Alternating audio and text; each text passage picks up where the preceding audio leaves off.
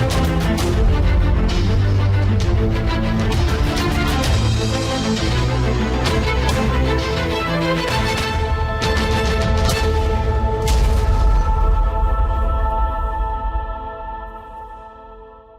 everybody, I come back with this nice project.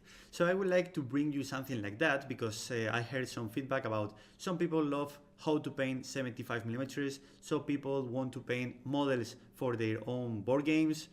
So if this is your case, I've decided to bring you something like that. So this Mangler Squig. So this big model and the tiny goblins on riding him. So for that reason I think we can connect both communities, the people that they want to paint something more like monsters or bigger models, and the people that they want to learn how to paint tiny models. And for that reason I would like to show you something really special on that project, because I bring something really small. So I don't want to give you a spoiler, but I would like to say that you will know how I've painted something super tiny, something smaller than a 28mm. So just to show you that capibases worth and can work on every model, smaller and bigger. So first, how you have to start with that model. Always with capibases as the base coat. Remember your first shadow, something darker. If you want to paint something like blue, just think about a darker blue, just that, so you don't have to think anything else about what kind of blue I should pick, this one, the other one. So just something that should be your shadow. Remember that I tried to translate to you that this is your first shadow. It's like -1. So then with the airbrush we'll paint -2, -3, so like the second shadow and third shadow, something deeper.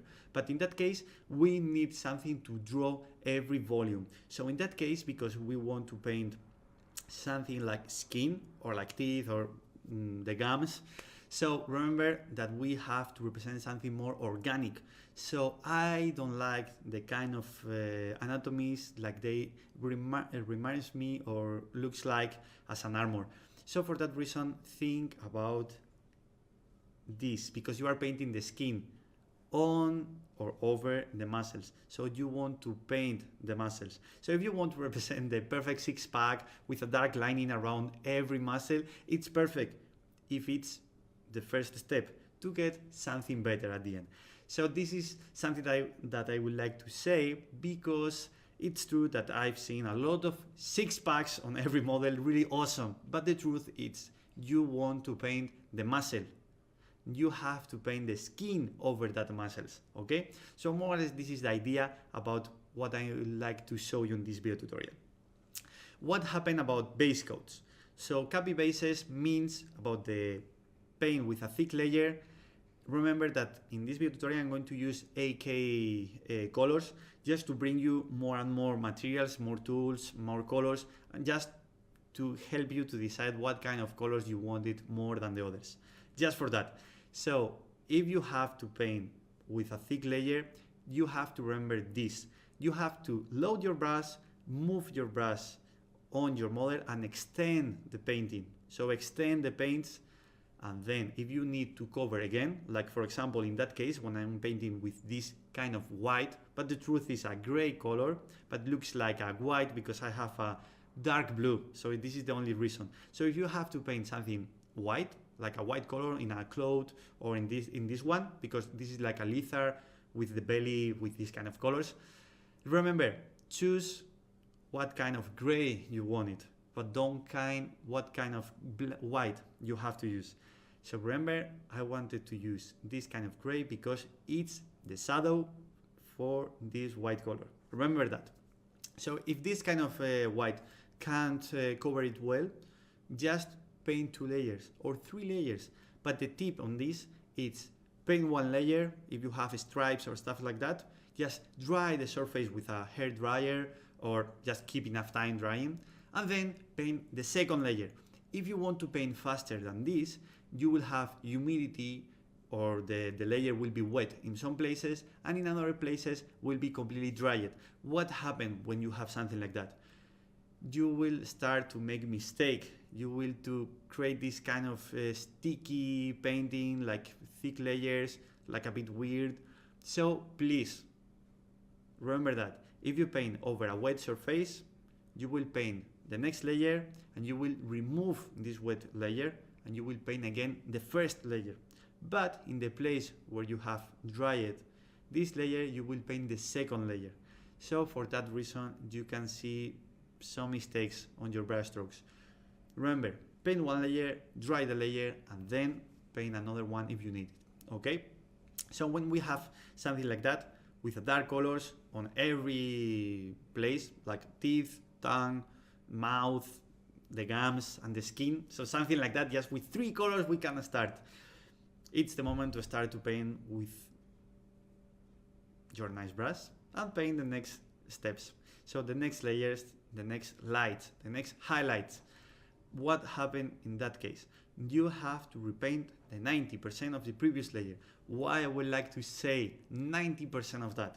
Because if I say you have to paint the next layer and something like that, then you will repaint only, for example, 30%, because I've seen painters like that. And then when I'm going to say, hey, you have to paint 5 layers else. So you will watch me and will say, I don't have enough area or enough room to continue working on that. How I have to do? Remember, if you repaint the 90%, you will have enough room to continue painting the next layers. So the next layer, you will repaint again the 90%. If you want to paint 80%, will be okay. This is just an example to tell you that you have to paint a lot. So please paint a lot of that, because if you only paint at 10%, at 20%, then you don't have enough room to continue working on that, okay? Remember that. This is the key, I think, in that case. So with this layer, we need to repaint everything less the dark linings and some muscles where you think should have different volume, something like bigger, with bigger volumes. So in that kind of muscle, you should have something darker to represent this form. Remember, deconstruct everything on geometrical shapes. This is the key. So don't think about the cenital light and stuff like that, because if you understand your models like geometrical shape, for example, in that case, this Mangler Squig is like a big ball, like a big sphere with some tiny legs. So remember, all of that is like a ball. So think where you want to move the light. In that case, for this model, once time I finish it, you will see on the base coat, on the base with the plants and everything, you will check what is the correct angle from this model. But at the beginning, with the first 2, 3, 4 layers, I'm going to repaint everything, just trying to improve the volumes, just that. So then after these layers, I'm going to move the light wherever I want. So if I wanted to move the light to the center, I'm going to move it there. For example, to reinforce the light on the goblins. Or if I want to move the light to the face, I'm going to move all the light to the face, or maybe to one side of the face, or maybe to one leg, or I don't know, for the tail. Maybe I have to repaint something at the end and move 2 lights, for example, one light to the center, to the front, and another light to the back. And then maybe this light, I'm going to move it to the tail, just that. So think about that, because it's really, really interesting, this kind of ideas, because if you paint like the cenital light, then you paint with airbrush over the model, and maybe the correct angle from this model, it's not the angle that you choose when you were painting with the airbrush. And another reason why I don't like to start with the airbrush is not I don't like it. I wanted to bring this kind of a process because I think it's easier. Once time you understand how I work, it's easier to just paint step by step and going up and painting the next volumes, next layers, next lights. If I started with the airbrush and I've painted with, for example, one layer as a mid-tone, but in that places I wanted to add different colors, so I'm going to paint with 2 kind of basic or base coats.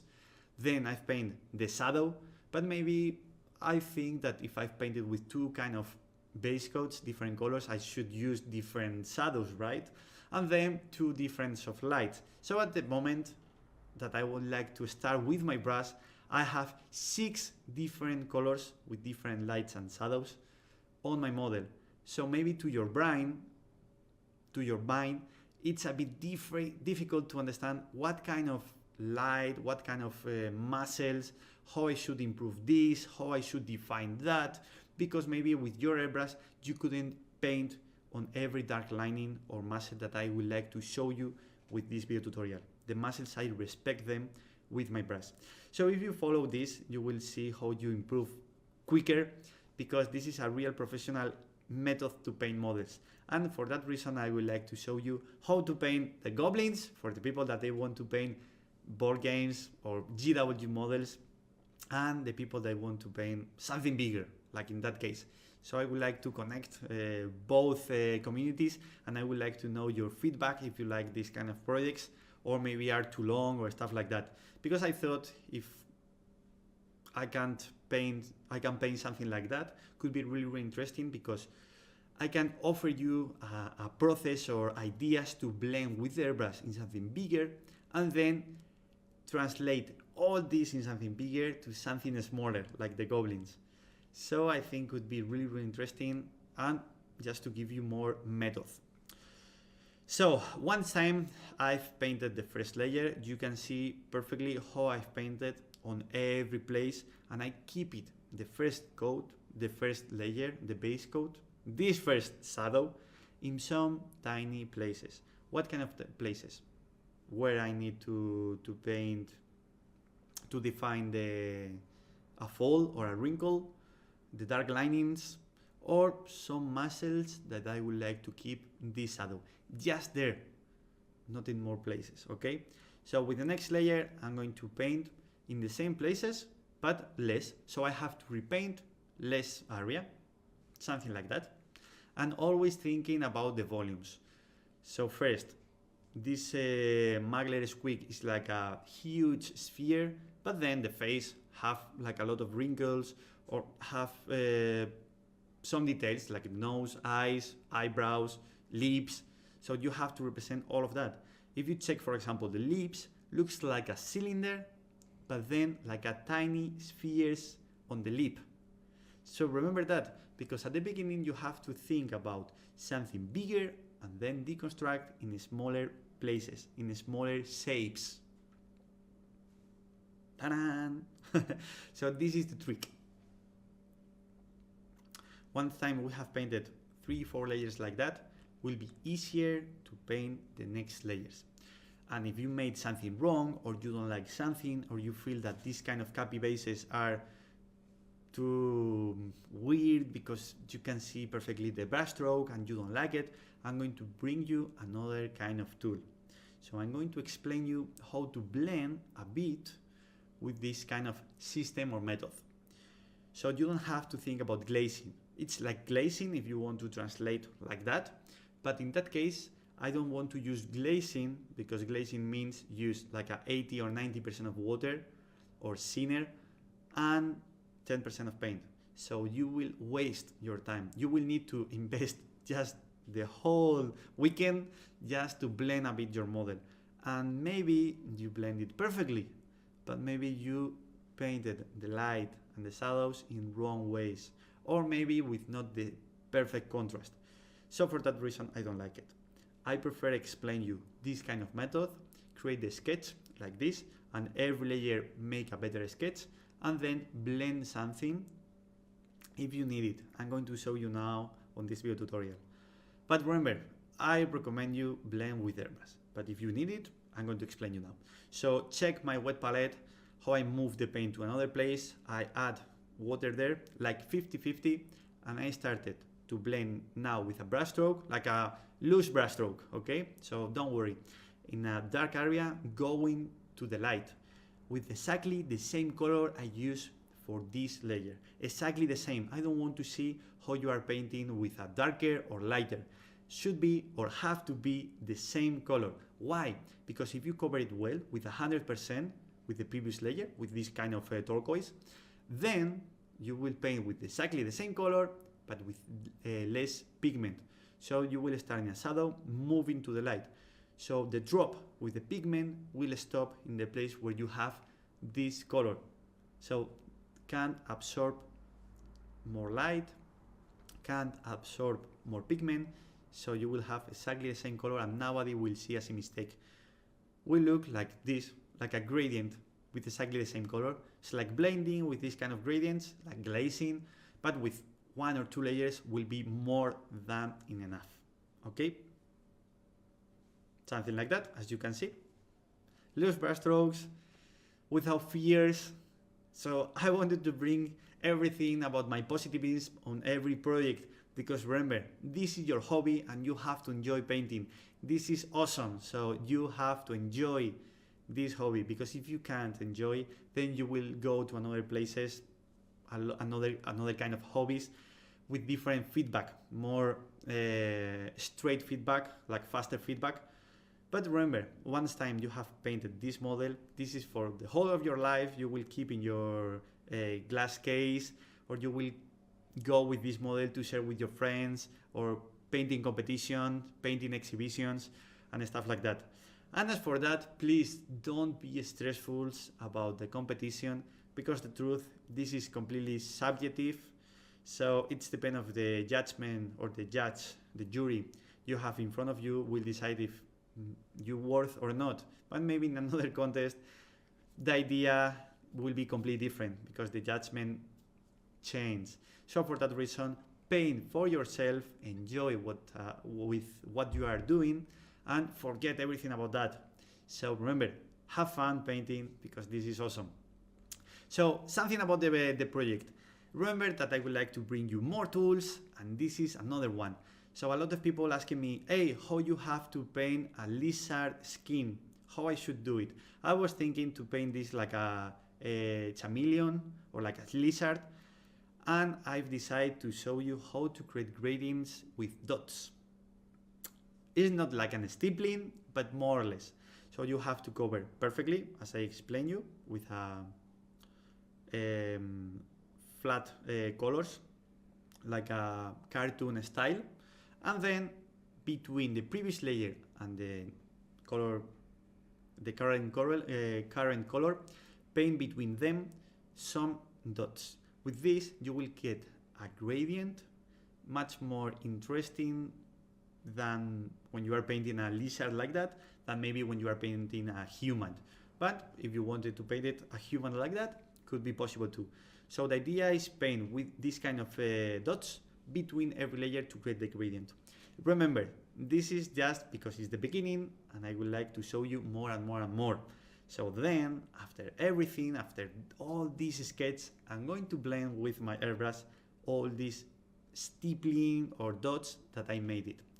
But I'm going to keep them a bit, so we'll create some nuances about the feeling from this skin, from this chameleon or lizard.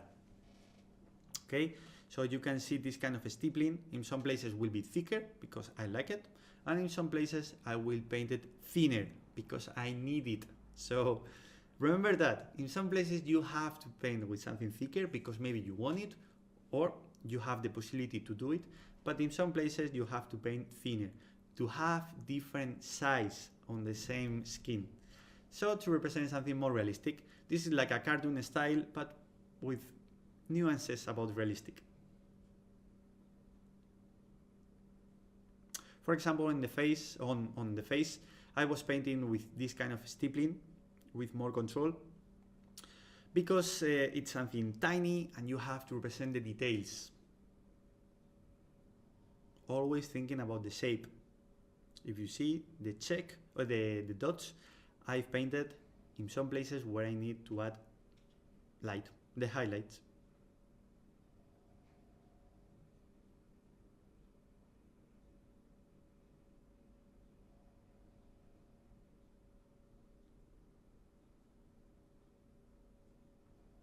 Sometimes you will see how I change or repaint some folds or wrinkles in some areas, because at the beginning I thought could be okay, but then maybe after painting some layers I felt like the depth from this wrinkle, it's too much. So I can repaint it and make it flat, because with the next layer I'm going to keep it there and I'm going to represent the wrinkle with different depth. The first one with something deeper, and the next one something more like soft depth. something like that. So, and this is because it's a sketch, and I couldn't do everything perfect from the beginning. So, and maybe for that reason, it's much more interesting because I'm improving the sketch with you in this video tutorial at the same time. So you can see how I painted, and I don't care the mistakes. So remember, we don't make mistakes.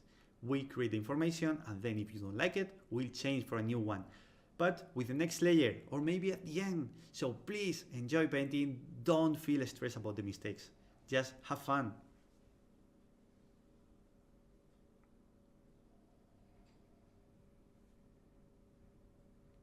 Can you see? So I've painted this layer and then some tiny dots around that to create the gradient. Remember that you are watching this video tutorial huge, so these kind of dots are tiny or smaller than you think. So don't try to paint like a ladybug dots.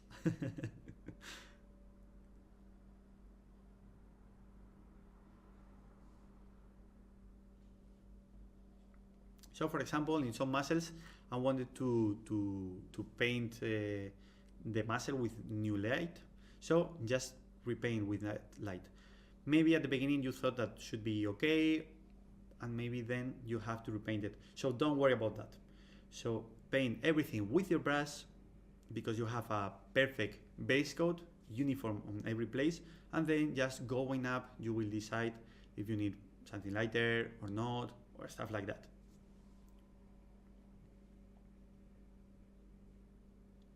And so I brought you a different tool. So remember, make a gradient with the same color, with a dilution like 50-50, with loose brush strokes, and then this kind of stippling on the gradient. To me, it's not like an stippling because I've decided where I wanted to paint the dots. In my random dots have a logical, but the truth is I wanted to represent something, more information, and I tried to add it. So because this 3D print or this GW model, it's too flat to me, and I wanted to bring more detail. So this is the video tutorial. I have to say bye with this final result. I hope you like it. With these 3-4 layers, what is the result? So remember that this is just the beginning. We will make something really awesome.